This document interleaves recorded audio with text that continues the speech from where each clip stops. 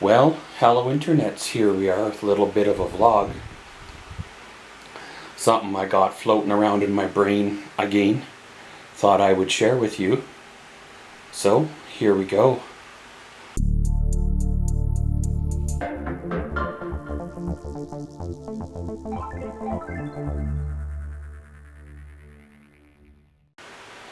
Well, you remember how, well, for some of you, you're too young, but for some of you guys that are out there that are older, remember how cash was used for everything.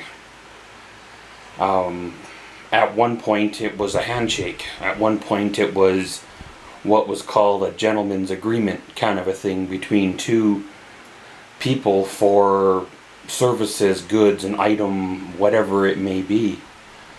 Over time, of course, it evolved into like money, whether it was coins or paper bills. Well, now I guess I should say plastic bills, plastic money. And of course, through all that up came like credit cards and imaginary money like Interact and debit cards and direct deposits and money transfers and e-transfers and you know, all that stuff that goes along with that. In my life, I've had many forms of payment or ways of getting paid or ways of paying for items, and up until 2017 I had never done I think they called it an e-transfer before. And that was when I started the build on the cargo trailer. I needed to put down a deposit before they'd even start customizing a trailer for me. Now, I probably should have drove the what would have turned out to be about 10 hours and handed them the $5,000 deposit, but I didn't want to drive. I was kind of working. I wasn't feeling good. You know how it is. And you go to the bank and the bank magically takes your $5,000 and it disappears, and suddenly you get a confirmation saying that they've got the money at the other end, and well, I guess it was all good. I've had like money orders or manager's trust checks, especially during the time there a few years ago when all the bloodsuckers were on the loose and I couldn't seem to keep a bank account active without being forced closed by a fake court order put in place by the bloodsuckers.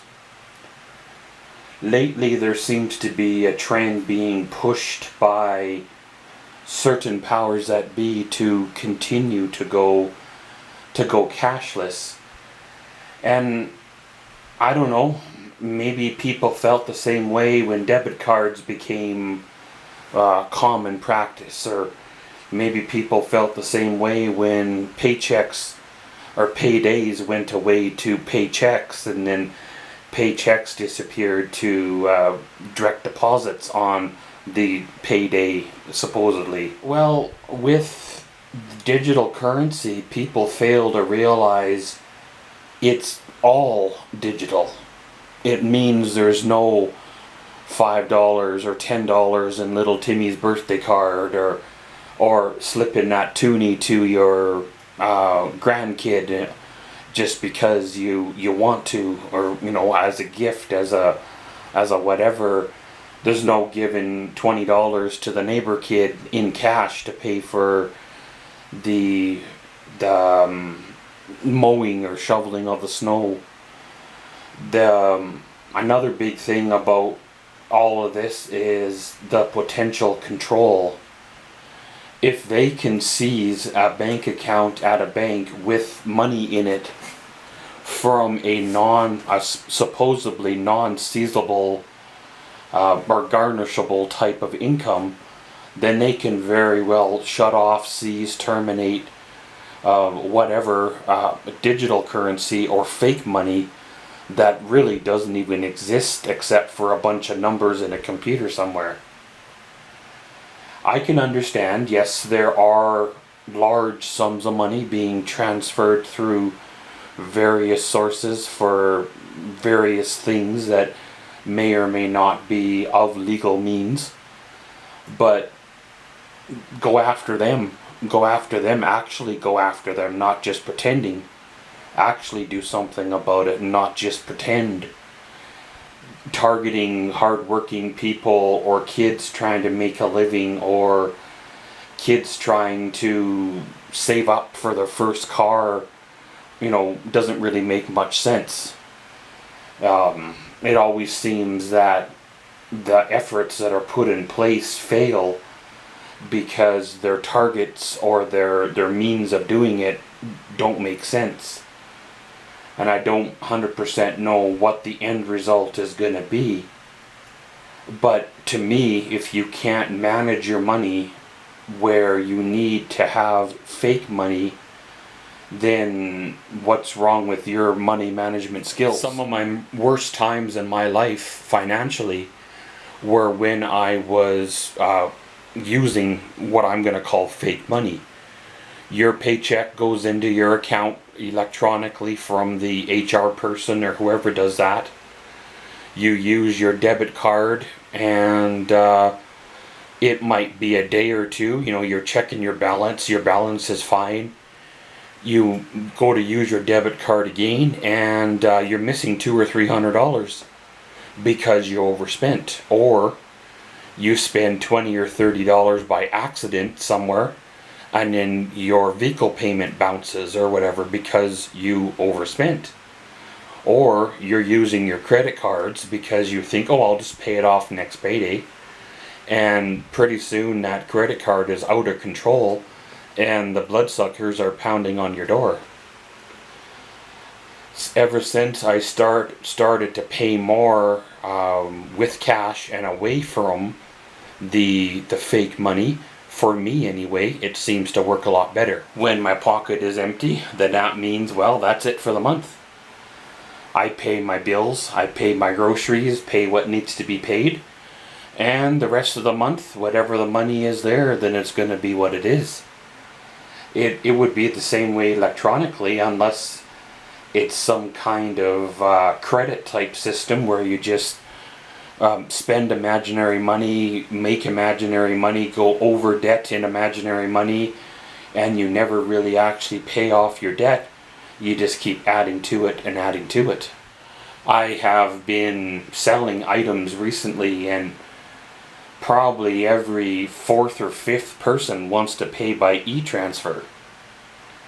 Well, yeah, okay, fine. Maybe it's a very secure and safe way to handle large sums of money, like buying a vehicle or a deposit on something or furniture or whatever. But when you're paying for $20, $30 items, $10 items, $5 items, why e-transfer? If you don't have $20 in your bank account or even your pocket, then you probably shouldn't be buying the item. If you can't money management your money well enough to have money in your pocket, or you live in a household or an area where money's not safe from being stolen, then you probably shouldn't be living in that area because it's plain not safe. Some of these people, when you ask them to bring cash, they think you're like, I don't know, some kind of criminal or something, and they have no concept or no clue. When I was in school, they drilled in our heads how to count back change, how to count back money, how to identify change in bills, quickly working a till and stuff. And nowadays they don't count back change. It's like when you go to pay with cash, they look at you like, well, what is this? What do we do with it? Why don't you just tap your card like the rest of the people? They quite often, I go to buy something, they got to break into the till, meaning break into the coin rolls and stuff, because they haven't even got into the till, and this is 2 o'clock, 3 o'clock in the afternoon. It's been that long, You guys, no one's come through and paid with cash. I don't know, just a few of the things that I've kind of noticed, and I'm hoping it's not the future trend or way of going. I think by educating people, getting people to learn how to manage money, count money, be responsible and less micromanaging and control of people, those in charge. Let people live their life, and teach people that buying a $900 a month payment on a car is not good money management skills when you're only bringing in, you know, $1,400 a month, plus then you got rent, bills, and groceries. You're not going to be able to make that working at Walmart or McDonald's by far. But yet this imaginary money seems to be what's driving the world, and they want people to overspend, impulse buy, shop on the sales, buy multiple items, buy more quantities, hoard up things, just to keep the rich continue to getting richer, and us middle class and the poorer people kind of staying well below that line. I guess it is what it is, and around we go. And as always, thanks for watching Maxwell's Vlogs. Comment, subscribe, and enjoy.